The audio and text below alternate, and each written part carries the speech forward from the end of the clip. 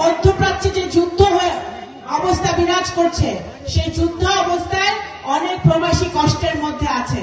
আমাদের নগরকান্দা সাঁতারও অনেকে আছে যারা বিদেশে ওই জায়গায় থাকে, মধ্যপ্রাচ্যে থাকে, তারাও অনেক কষ্টের মধ্যে আছে এই যুদ্ধের মধ্যে। যুক্তরাষ্ট্রের 1 নম্বর জিম চেইন গোল্ডস জিম এখন আবারও বাংলাদেশে বসুন্ধরা আবাসিক এলাকা ও বসুন্ধরা সিটি শপিং মলে। আমরা আপনাদের মেয়ে, আপনাদের সন্তান যে দায়িত্ব পালন করছে, আমার এই দায়িত্বের মধ্যে এটাও পড়ে যে আমি আমার প্রবাসীরা যারা আছে তাদেরকে কূটনীতির মাধ্যমে, পররাষ্ট্র নীতির মাধ্যমে আমরা যারা তাদেরকে যেন সুস্থভাবে ফিরায় আনতে পারি এবং যারা ওখানে আসে তারা যেন ওখানে নিরাপদে থাকতে পারে।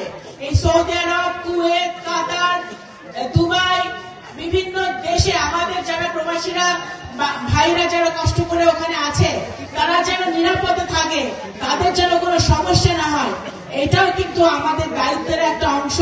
সেটা আমরা দেখছি। এই বৈশ্বিক সমস্যার একটাই সমাধান, সেটা হচ্ছে কূটনীতি, ডিপ্লোমেসি এবং আলোচনার মাধ্যমে এই সমস্যার সমাধান করতে হবে। যে যুদ্ধ অবস্থা বিরাজ করছে, সেই যুদ্ধ অবস্থায় কোন দেশে কোন মানুষের ক্ষতি ছাড়া কোনো উপকার হওয়ার না। সুতরাং এই অবস্থা থেকে যেন আমরা তাড়াতাড়ি নিস্তার পাই, সেটাই আমি দোয়া করছি। ইনশাআল্লাহ আমরা সকলে